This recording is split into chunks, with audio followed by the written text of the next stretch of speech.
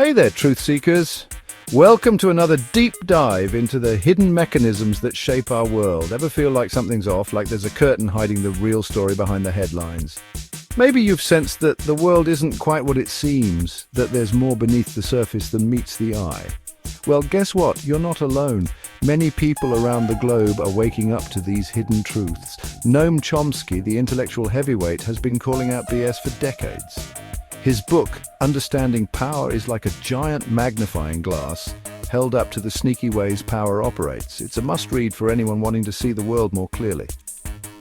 It's a wild ride, folks, but strap in because Chomsky's here to give you the lowdown on how the world really works. From media manipulation to political maneuvering, he covers it all. This ain't your grandma's political science lecture. It's dynamic, engaging, and packed with insights that will make you question everything you thought you knew. Chomsky breaks down complex ideas into bite-sized pieces, exposing the tricks that elites use to keep us in the dark. He makes the complicated seem simple and the hidden visible. He's like that friend who explains the plot twist before the movie ends, except the movie is our lives, and the plot twist is that a select few are calling all the shots. It's a revelation that can be both shocking and enlightening. But don't worry, this ain't a doom and gloom fest. It's about empowerment and understanding. Chomsky also offers hope, reminding us that knowledge is power. When we understand the game, we can change the rules. So let's dive in and start unmasking the illusion together. The journey to enlightenment begins now. Let's face it, folks. Power ain't always pretty. It's a complex web of influence and control that often operates in the shadows, far from the public eye. The people who hold this power are not always the ones we see on TV or read about in the news. They are the hidden architects of our reality, shaping the world in ways we can barely comprehend. Chomsky argues that a small group of elites, think politicians, corporations and media moguls, hold the reins of power. These individuals and groups have the resources and influence to steer the course of nations and economies. They are the ones who decide what issues get attention and which ones are swept under the rug. They're like the puppet masters, pulling the strings behind the scenes while we, the unsuspecting audience, watch the show. We see the surface, the polished presentations, and the carefully crafted messages. But we rarely see the hands that control the puppets. These puppet masters are skilled at creating illusions that keep us entertained and distracted. These elites maintain their grip on power through a clever mix of manipulation, coercion, and good old-fashioned propaganda. They whisper in the ears of those in power, ensuring their interests are always protected. They use media to spread their messages, creating a narrative that benefits them while keeping us in the dark. They control the narrative, shaping public opinion to serve their interests. By controlling what we see, hear, and read, they can influence our thoughts and actions. They tell us who the heroes and villains are, what to aspire to, and what to fear. This control over information is a powerful tool that keeps them in power. They tell us what to think, what to buy, and even who to fear. This manipulation extends to every aspect of our lives, from the products we purchase to the politicians we support. They create a sense of fear and urgency, making us believe that we need them to protect us from the dangers they themselves have often exaggerated or even created. But here's the kicker. They need us to believe their version of reality. Without our belief, their power crumbles. They rely on our compliance and our acceptance of their narrative.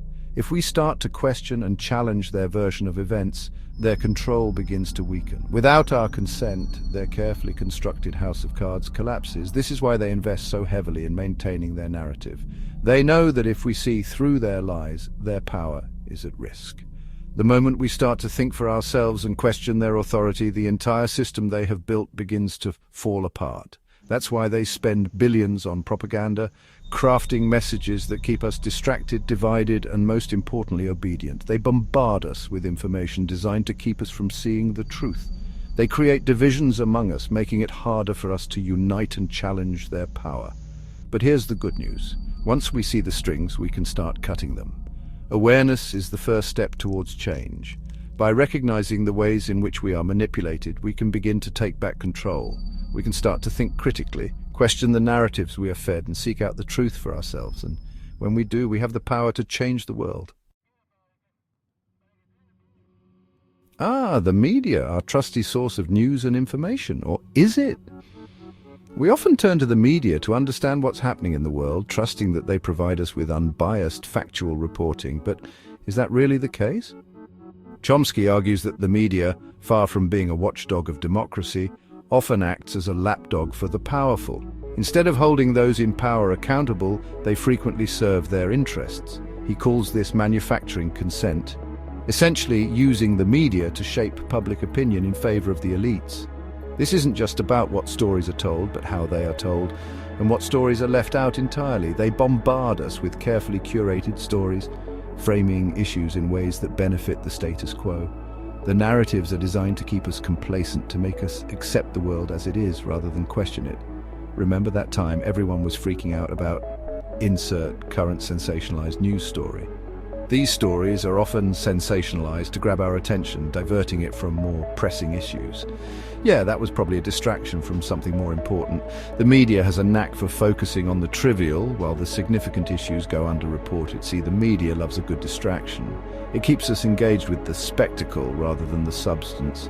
The more sensational the story, the more likely we are to stay tuned in. It keeps us glued to our screens, consuming their carefully crafted narratives instead of questioning the bigger picture.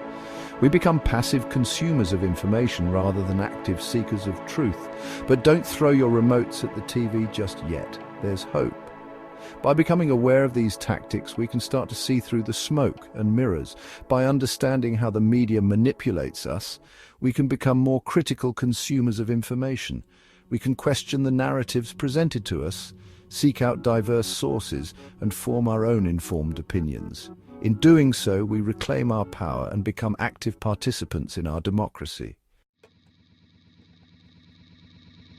Okay, let's talk money, honey. Chomsky argues that the current economic system is rigged in favor of the wealthy. It's like playing a game of Monopoly where the banker starts with all the money and hotels and you're stuck with Baltic Avenue. The gap between the haves and the have-nots is widening, with a tiny elite controlling a disproportionate amount of wealth. This isn't just unfair, it's unsustainable. When so much wealth is concentrated in the hands of so few, it creates a system where the needs of the many are sacrificed for the greed of the few.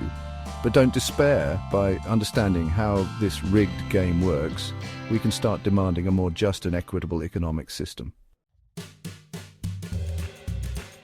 Section 5, Education, the key to unlocking truth. All right, class, listen up. Education is crucial for societal change. Chomsky believes that a well-informed public is essential for a functioning democracy. He sees education as more than just memorizing facts and figures. It's about developing critical thinking skills, questioning assumptions, and challenging the status quo. It's about arming ourselves with the knowledge and skills to dismantle oppressive systems and create a more just and equitable world. He encourages us to be active learners, to seek out information from diverse sources, and to never stop questioning the world around us. Remember, folks, knowledge is power, and the more we know, the less we can be controlled. Section 6, Direct Action, Taking a Stand Against Oppression. All right, folks, enough with the theory. Let's talk about taking action. Chomsky argues that direct action is essential for challenging oppressive systems. This means taking to the streets, organizing protests, engaging in civil disobedience, and holding those in power accountable. It's about raising our voices, demanding change, and refusing to be silenced. Whether it's fighting for social justice, environmental protection, or economic equality, direct action gives us a voice when those in power refuse to listen. But remember, folks, direct action is most effective when it's strategic, organized, and rooted in a clear understanding of the issues at hand. Section 7, Case Study, the Anti-War Movement. A testament to people power. Remember the anti-war movement? Millions of people around the world took to the streets to oppose the war in Iraq. That, my friends, was direct action in action. It showed the power of collective action, of ordinary people coming together to challenge the decisions of the powerful. Sure, the war still happened, but the movement demonstrated that our voices matter. It showed that even in the face of overwhelming power, we can make a difference when we stand together. Section 8, Chomsky's Enduring Legacy, a beacon for truth seekers. Chomsky's work is more relevant than ever. In an era of fake news, political polarization, and increasing economic inequality, his insights into power, propaganda, and the importance of critical thinking are essential reading for anyone who wants to understand the world around them. He challenges us to be informed, engaged citizens, to question everything, and to never stop fighting for a more just and equitable world. He reminds us that we are not powerless, that we have a voice, and that together we can create a better future. Section 9, Understanding Power, a Call to Action. So, there you have it, folks. Understanding Power is more than just a book, it's a call to action. It's a toolkit for understanding and challenging the systems of control that shape our lives. It's a reminder that we are not powerless, that we have a voice, and that together we can create a more just and equitable world. So, what are you waiting for? Go read the book, get informed, and join the fight for a better future.